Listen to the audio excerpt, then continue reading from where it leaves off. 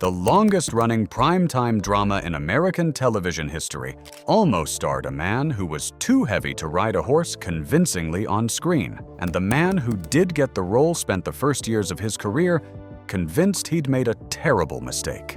Gunsmoke ran for 20 seasons on CBS. 635 episodes across 2 decades, from Eisenhower to Ford, from the Korean War to the fall of Saigon. It was the #1 show on American television for 4 straight seasons. It survived a cancellation attempt that instead killed Gilligan's Island, and when it finally ended in 1975, the cast found out from the trade papers. Today, 15 facts about Gunsmoke: the radio show, the television series, the 5 films that followed, and the legacy of a show that didn't just outlast the Western genre. It redefined what an entire genre was allowed to be. The most interesting fact in this list involves a decision so bad that the man who made it has been haunted by it ever since. And the one we close on explains why Gunsmoke, of all the Westerns that have come and gone, is the one that actually lasted. Let's count it down. 15. The show was built for adults. Long before television was. In 1952, a radio producer named Norman Macdonnell and a writer named John Meston sat down to create something that American broadcasting at that moment didn't really have: a Western for grown-ups. The radio landscape of the early 1950s was full of Westerns. The Lone Ranger, the Cisco Kid, Hopalong Cassidy. Maybe I better do my drinking someplace else. The genre had been a fixture of American entertainment for 2 decades, built around clean moral lines, heroic protagonists who never suffered, and villains who were dispatched with satisfying regularity. These were shows for children. They were designed for children. The adults who listened alongside their kids did so with a kind of patient tolerance rather than genuine engagement. McDonnell and Meston wanted something different. They wanted a Western whose protagonist carried the weight of his job. A lawman who got hurt, who doubted himself, who faced genuine moral complexity, rather than the simple, clean resolution of justice served without cost. They originally wanted to call the show Jeff Spain, after a character they'd been developing. CBS had already coined the title Gunsmoke, and that's what the network wanted. The radio series premiered on April 26, 1952. On CBS, John Dunning, who wrote the definitive encyclopedia of old-time radio, called it one of the best shows of any kind and any time. The radio version starred William Conrad as Matt Dillon, a voice performance that became one of the most respected in American broadcasting. Gunsmoke ran on radio for 9 years, until 1961. It attracted genuine critical recognition, and it planted a seed for everything that followed. The adult Western didn't begin with television. It began with a radio signal in 1952 from 2 men who thought the genre deserved to be taken seriously. 14. John Wayne turned down the lead and then saved it. When CBS decided to bring Gunsmoke to television in 1955, the network's first choice for the role of Marshal Matt Dillon was the biggest Western star in the world. John Wayne was approached about playing the lead. He declined. At 68 years old, with a film career that had already produced Stagecoach, Red River, and The Quiet Man, Wayne was not interested in the financial and creative terms of weekly television production. The medium felt beneath his station. The role required him to play the same character week after week for potentially years, a constraint that didn't interest a man accustomed to selecting projects from a position of considerable power. But he didn't just decline and walk away. About 26 actors were tested for the part of Matt Dillon before it was resolved. Denver Pyle, who would later play Uncle Jesse in The Dukes of Hazzard, reportedly thought he had the job secured. Then Wayne intervened. He had a contract relationship with James Arness and had worked with him in 4 films: Big Jim McLean, Island in the Sky, Hondo, and The Sea Chase. Wayne went to the show's developer Charles Marquis Warren and made a direct recommendation. He also went to Arness himself, who was reluctant. Arness was worried. He had been building a film career in supporting roles and was afraid that committing to a television series, particularly if it failed, would end his prospects in cinema. Maybe you've tried that already, huh? I heard about that. Wayne's response was direct. "This is something you should really do." The show's premiere episode in September 1955 even featured John Wayne himself introducing it on screen, speaking directly to the television audience about Arness, endorsing him by name, lending the full weight of his cultural authority to a man he believed would carry the role. Wayne was right. Arness played Matt Dillon for 20 years without missing a single episode. He was right in ways that neither of them could have fully predicted in 1955. 13. The radio star was locked out of his own role. William Conrad had spent 3 years building the voice of Matt Dillon into one of the most respected performances in American radio. His Matt Dillon was authoritative, weary, morally complex, exactly the character that McDonnell and Meston had designed. Conrad was not simply the voice of a character, he was, in the most meaningful creative sense, the origin of that character's specific personality. When CBS decided to adapt Gunsmoke for television, Conrad expected to make the transition. His fellow radio cast members expected to make the transition. A CBS photographer even shot Conrad and the rest of the radio cast dressed as their characters as part of a formal audition process. The network decided none of them were right for television. The stated reason was visual. The executives who made the casting decision felt that the radio performers didn't look like the Western actors that television audiences were accustomed to seeing. Conrad was a heavyset man, not the lean, angular physical type that the genre's visual tradition demanded. The network's assessment was blunt. These voices had built the show on radio, but television required faces, and these faces weren't what they needed. Conrad later described the loss as a bitter one. By multiple accounts, he had genuinely expected to carry Matt Dillon from radio to television, and found the network's decision deeply painful.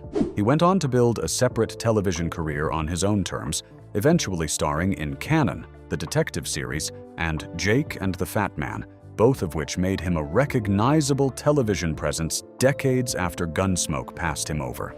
He also returned to Gunsmoke in a specific way. He directed 2 episodes of the television series in 1963 and 1971, years after the role had gone to someone else.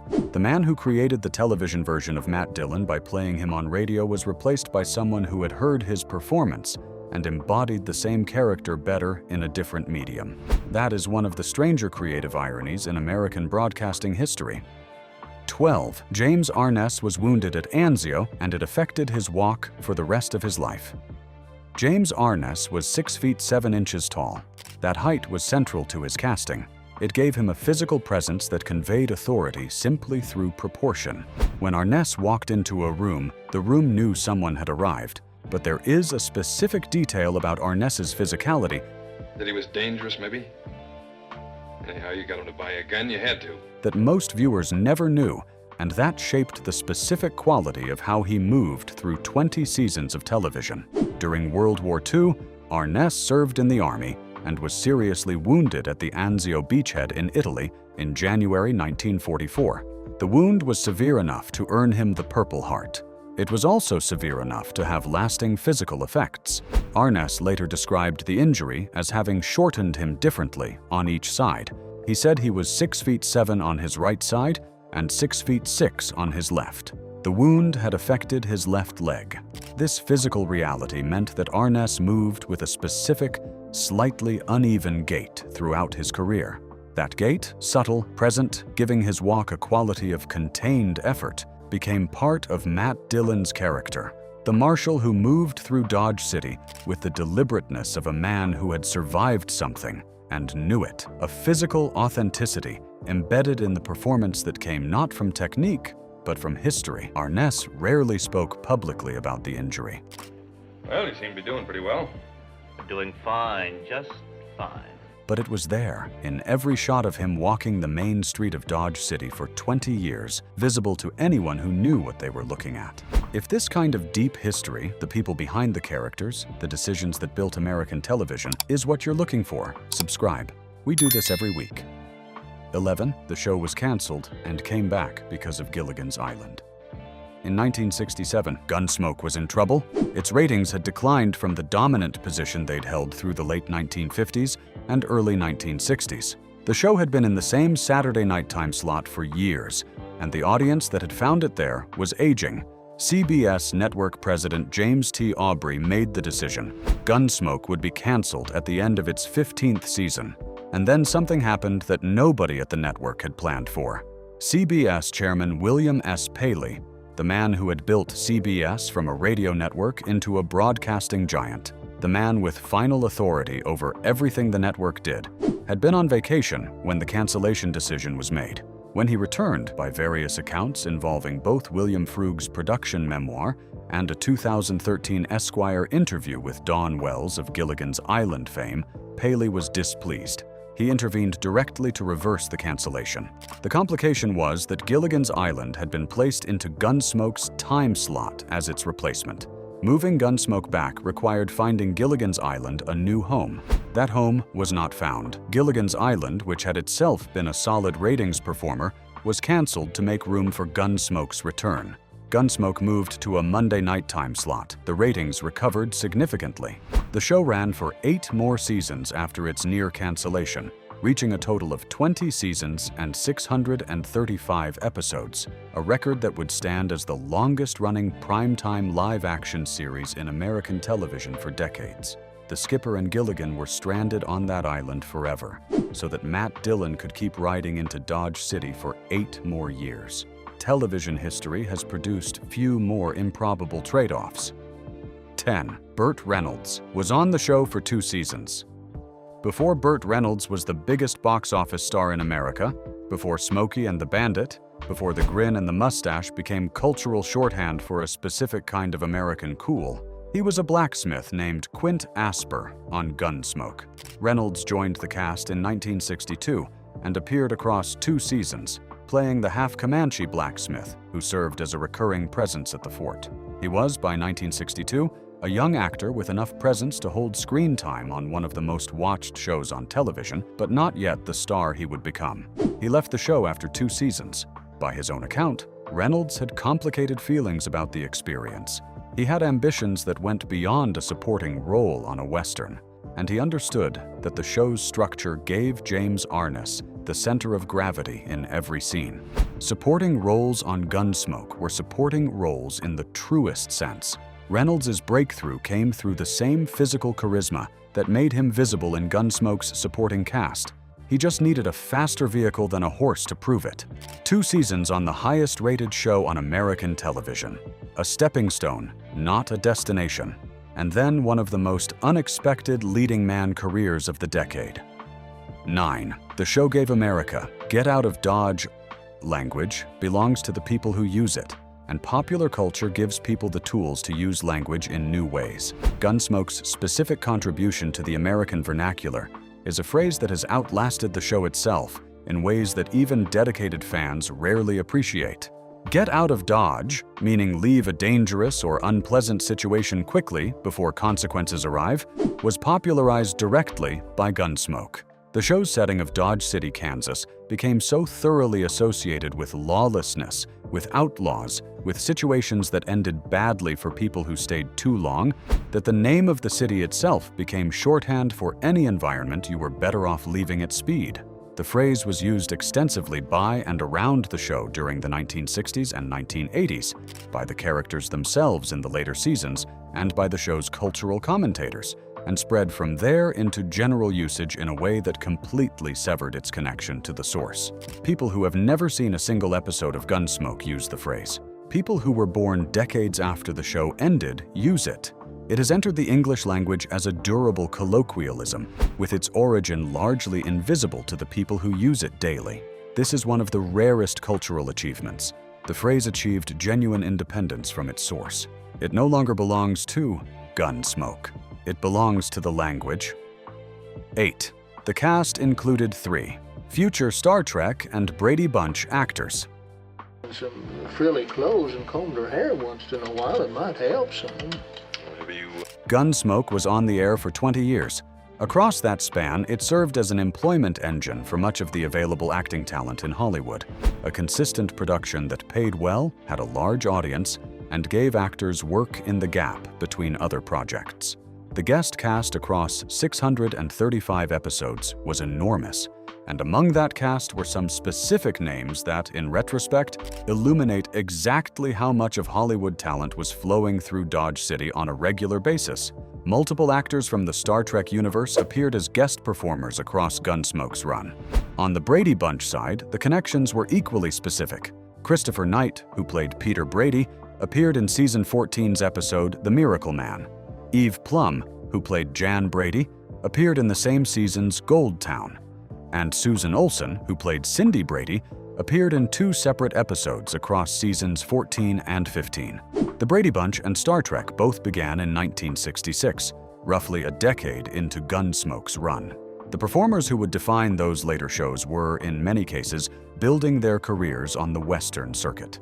Gunsmoke was not just a show, it was an institution that processed talent across 2 decades, giving future stars the experience, the screen time, and the professional credibility that their subsequent landmark roles would require.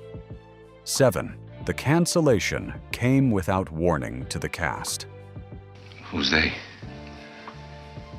I don't know. By the spring of 1975, Gunsmoke had been on the air for 20 years. It had survived a cancellation attempt in 1967. It had outlasted almost every comparable Western on the schedule. Its ratings had declined in the final seasons. The show dropped to 26th in its final year, but it had been declining before and recovered. The cast had no particular reason to believe the end was imminent. CBS canceled it without telling them. In 1975, the network made the decision not to renew Gunsmoke for a 21st season. They did not inform the producers, they did not inform the cast. The entire company of a 20-year running television series found out that their show was ending by reading it in the trade papers. James Arness later described the experience with quiet candor. "We all expected to go on for another season, or 2 or 3. The network never told anybody they were thinking of canceling. There was no finale episode, no wrap-up, no goodbye." The final episode of the greatest Western in television history aired on March 31st, 1975. And at that point, neither the people who made it nor the people who watched it knew it was the last one. The story simply stopped. The vice president of CBS, who explained the cancellation, offered a quote that has followed the decision ever since. "It's better to get rid of a program 1 year too soon than 1 year too late." It is the kind of statement that sounds businesslike and reasonable until you consider what it means.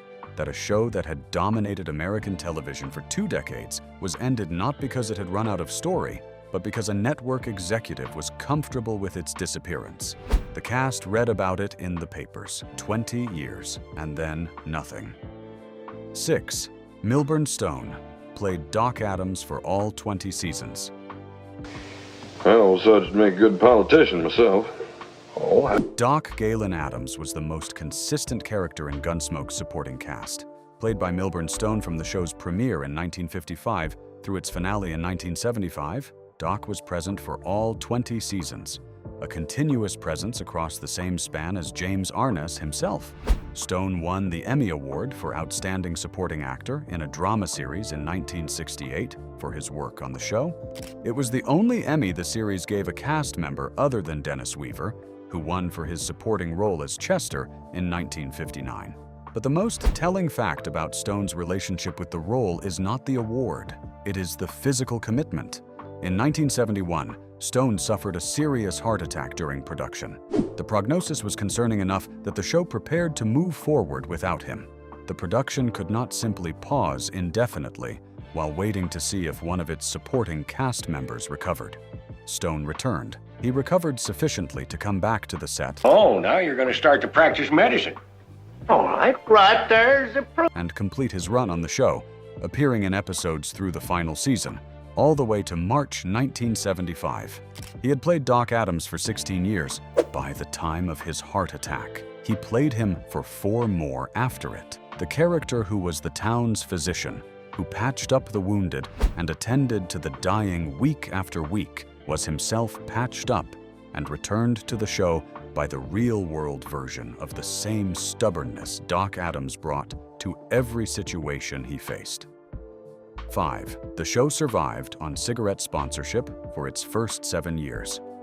For the first 7 seasons of Gunsmoke's television run, the show was sponsored by L&M Cigarettes, Liggett and Myers, one of the major tobacco brands of the era.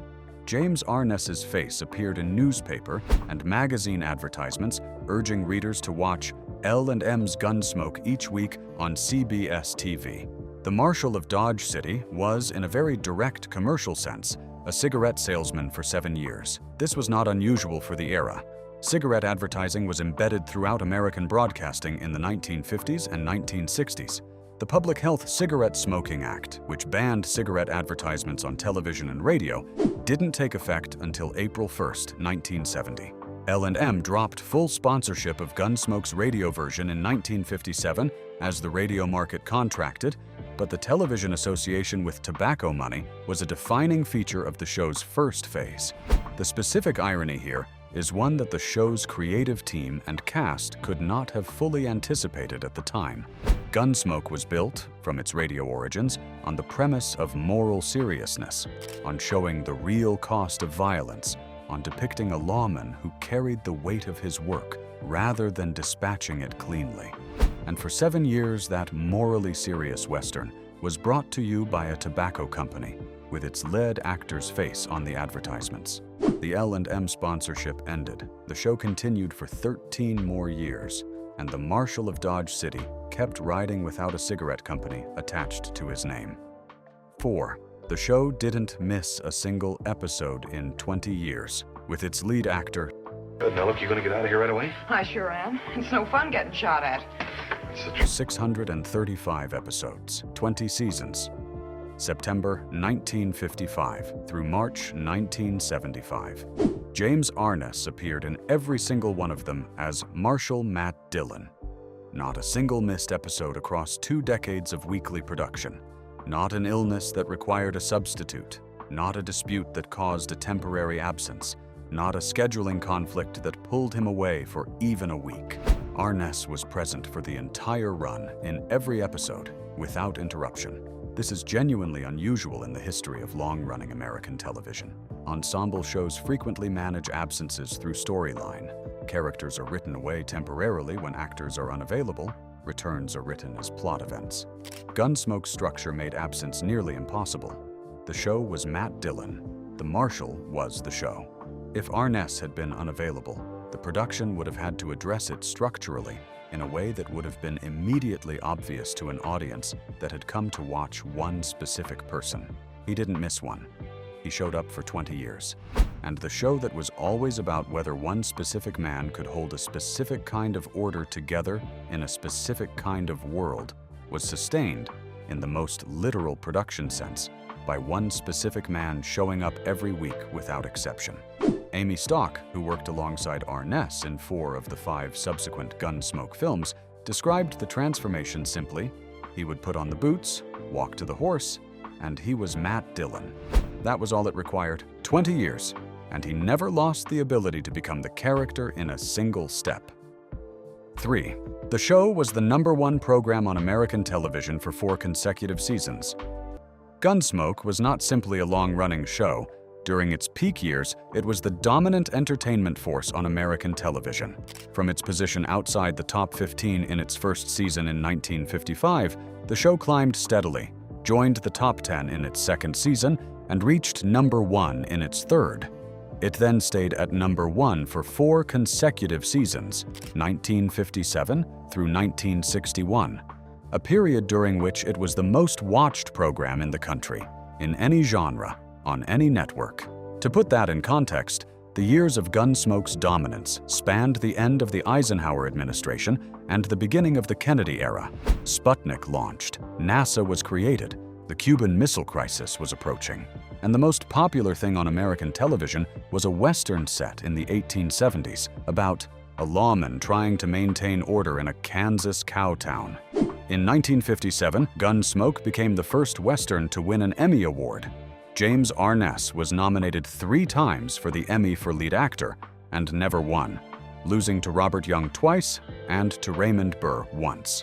The show won. The central actor who built it never received the individual award for doing so.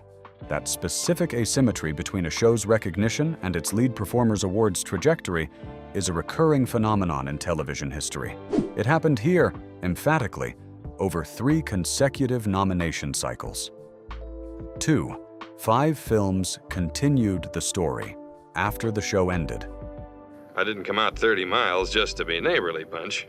The abrupt, unannounced cancellation in 1975 left 20 years of story with no proper ending. And then, 12 years later, someone decided to finish it. In 1987, CBS commissioned Gunsmoke, Return to Dodge, the first of 5 television films that would bring James Arness back as Matt Dillon, older, weathered, but recognizably the same character who had spent 20 years keeping order in Dodge City. Amanda Blake, who had played Kitty Russell for 19 seasons, returned for this first film as well. It was, for a generation of viewers who had watched the show and never gotten a conclusion, an act of genuine generosity. Blake died in 1989, between the first and second films. The remaining 4, The Last Apache in 1990, To the Last Man in 1992, The Long Ride in 1993, and One Man's Justice in 1994, continued without her. Arness starred in all 5, completing an association with Matt Dillon that spanned 39 years from the show's premiere to the final film's release. The 5 films performed well in their television movie contexts and gave the story something it hadn't been allowed to have in 1975. Resolution. Not a neat, planned ending designed to wrap up everything perfectly. More the dignity of being seen out properly, rather than simply stopping. The Marshal of Dodge City got to ride away on his own terms rather than having the network make the decision while he was looking the other way. 1. What Gunsmoke was actually about, and why it still stands alone. My friend. Good night, Louis. Good night, Marshal. And here is the thing that 20 seasons of Western television was always circling and never quite stated directly. Gunsmoke was the first show to argue, on American network television, that the cost of maintaining order is real, ongoing, and carried by specific human beings in ways that do not resolve cleanly. The radio origins, McDonnell and Meston deliberately designing a Western for adults, in contrast to the juvenile fare that surrounded it, established a premise that the television series spent 20 years exploring. Matt Dillon was not a hero in the way the genre had defined heroism. He was a man who had chosen a specific, difficult job and was doing it imperfectly in conditions that made perfection impossible. He got hurt. He questioned himself. He had genuine relationships with Doc, with Kitty, with Chester, and then Festus that accumulated across years rather than resetting each week to the same clean starting position. The show aged its characters in real time. By the later seasons, Dillon was visibly older than the man who had ridden into Dodge City in 1955, and the show's writing reflected that aging rather than ignoring it. This is the specific quality that separated Gunsmoke from everything that surrounded it and from most of what followed. American Westerns as a genre had been built on the premise that justice was available, that a sufficiently skilled, morally serious person could impose it on disorder. Gunsmoke spent 20 years testing that premise against reality and finding it partially, imperfectly, sometimes heartbreakingly true. The show was #1 for 4 years because it told people something they recognized. The frontier was not clean. The man holding order together was doing so at personal cost, and doing it anyway, week after week, was the only story worth watching. That's not a Western story. That's every story. Gunsmoke just had the grace to dress it in the right coat and put it on a horse. 15 facts, 1 show. And the question that never quite gets resolved: is there a Western made since 1975, film or television, that actually matches what Gunsmoke did at its best? Drop your answer in the comments. Subscribe for more of this. We'll be back next week.